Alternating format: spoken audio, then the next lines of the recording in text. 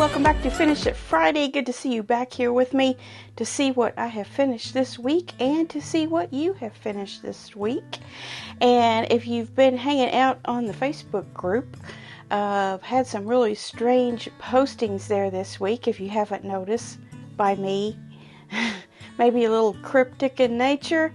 If you want to know what all that's about, just join the Facebook group. The description, or no, not the description. The link is in the description box. But today I'm going to let you in on all the secrets of what's been going on this week. The secrets are out now. So, first of all, before we get into anything heavy duty, look and see if you see a bell underneath this video. Tap on that bell and make sure there's a check mark by the word all.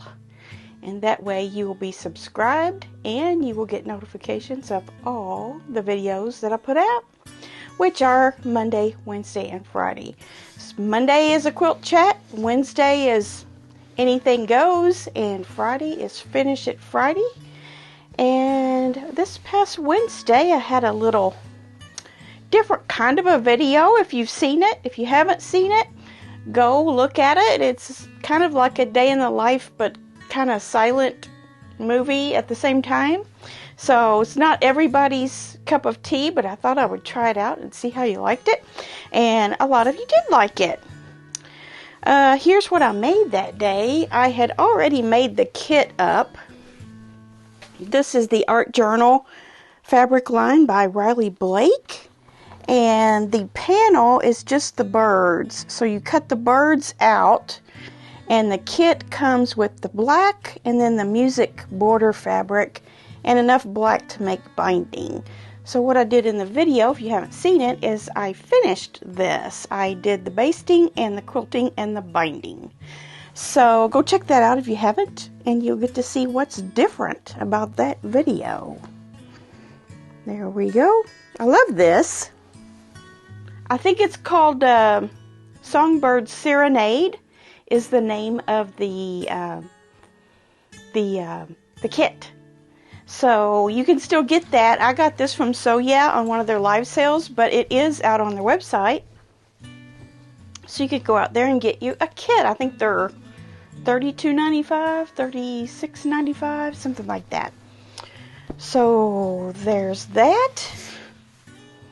Now, behind me, I have two completed quilt tops. One of which is the most underneath one here, I'm going to lay over the top of me right now a better picture of that, because I'm not going to take this one down. I'll talk about it last. But this is the 2022 Designer Mystery Block of the Month, and it was called Nantucket Summer. And this was the finishing, which I have been working on this week. And it turned out to be, if you look at the image that I have up now, there are 5 blocks that are kind of opaque looking. So I made those. There's one in each corner and one in the center. And then there are some log cabin blocks spread around into the shape of a star. And then within each of those blocks is a star. So I made those in stages. And then I put my rows together and then sewed the rows up. So I have a finished 2022 Designer Mystery Block of the Month quilt top finished. And I feel so good about that. And if you remember from the Facebook post, and also from last week's Finish It Friday, I had all of that cutting that I had done for all of these blocks on my table, and I just didn't feel like I could move forward with anything else until I got my table cleared off. So on the Facebook group, when you saw the empty table, that meant I had gotten the quilt top constructed. I don't think I had my rows together, but all of my blocks were done. So that's what that meant. Let's see, what else do I have here?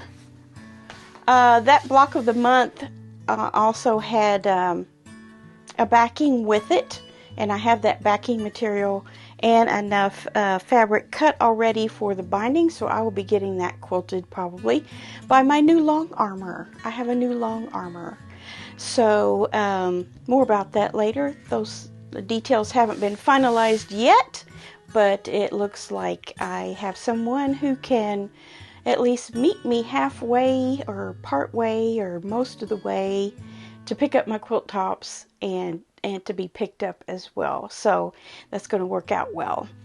All right, and then this quilt behind me is the so-called, I don't know that there's an official pattern called this, but it's from the Yellowstone Netflix series, I think it is, with the character Beth Dutton.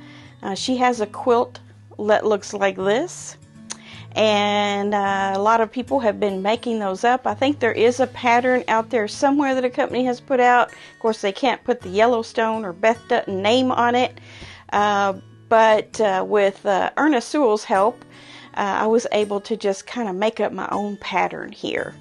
So he's already made one, and I don't know if that's what I'm showing you today, or did I show that last week? I think I showed it last week, didn't I?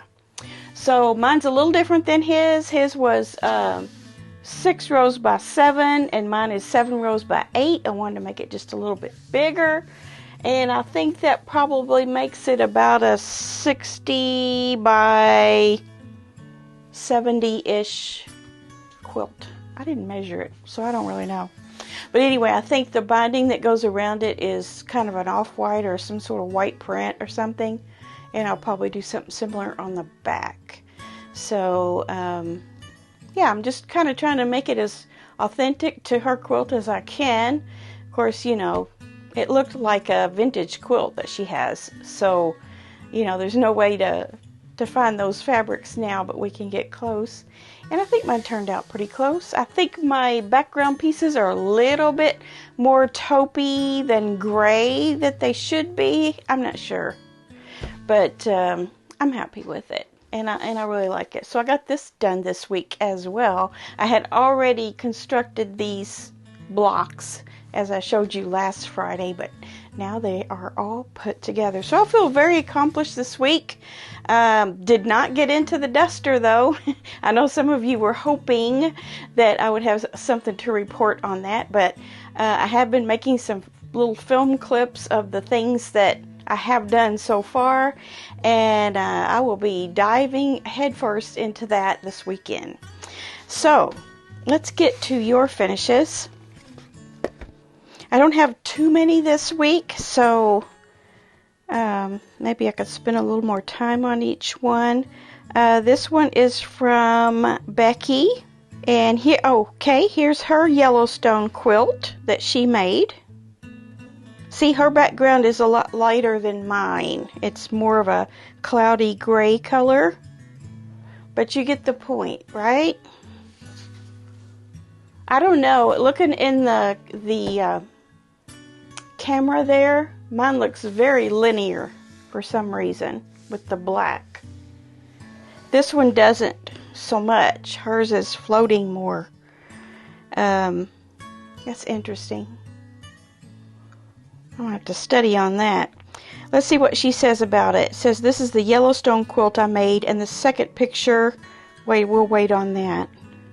Okay, let's go ahead and show that second picture there, that she has a kind of a light blue, teal, and cream, and white, and kind of goldish looking on point. She said she made this quilt in memory of her grandmother, who passed away over 10 years ago. She was raised picking cotton in Mississippi as a young person, and she had a very deep Christian faith. And if you look closely on that quilt, there's a lot of scripture quotations. She says, we were going to have a family reunion this year, and I made it in her memory to be raffled off to help with the expenses. Oh, how nice. The reunion was canceled, so I'm going to keep it for myself at this time. Every time I look at it, I think of her. She was a very big inspiration to me. I didn't have a pattern. I just winged it. And she says she really enjoys the channel. Well, you did a great job for winging it. That's a very nice design you made up. Very nice.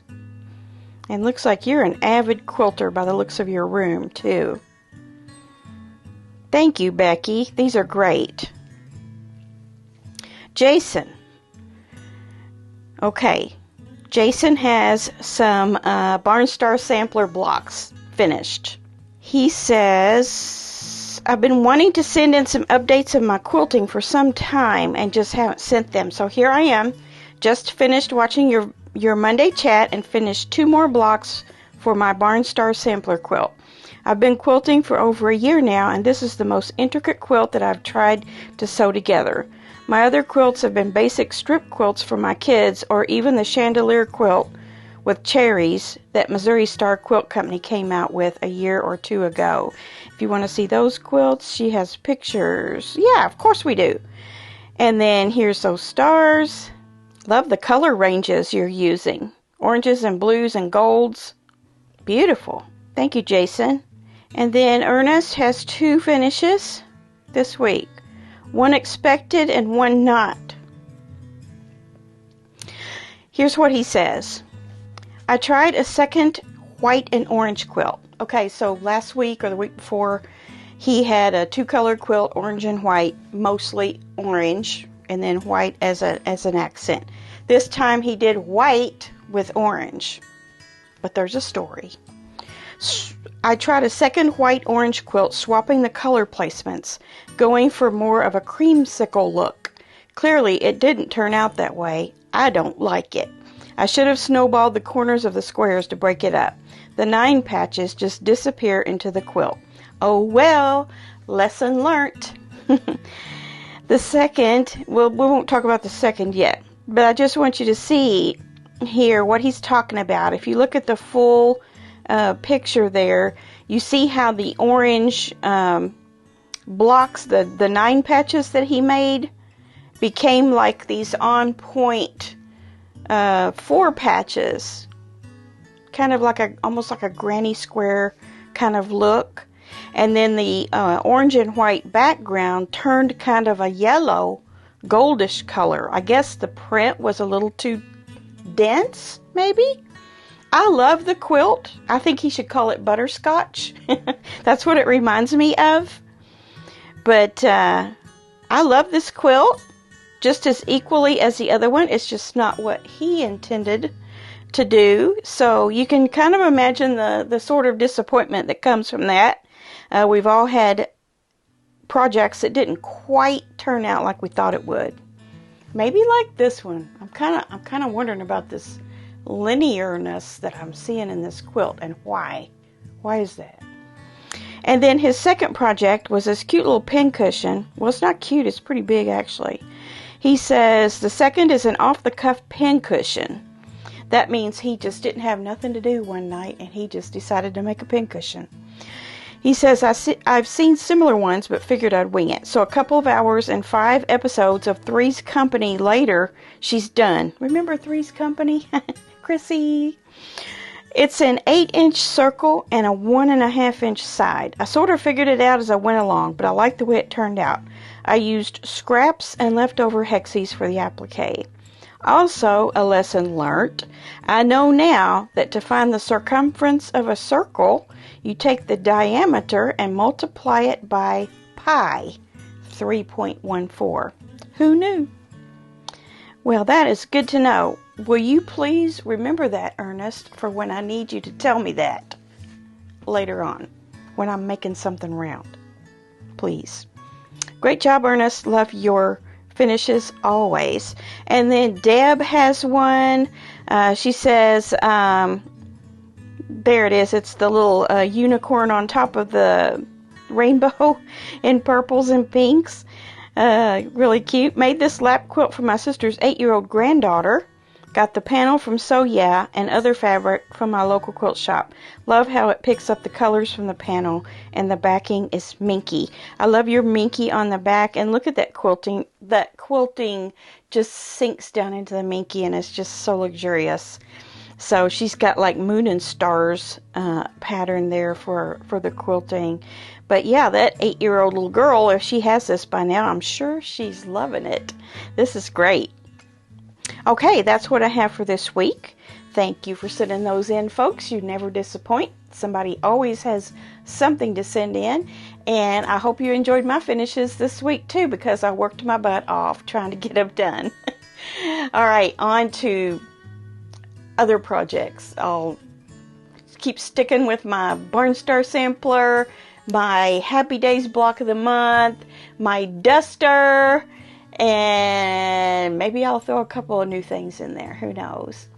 All right, well, have a great weekend and try to sew a little bit this weekend if you can.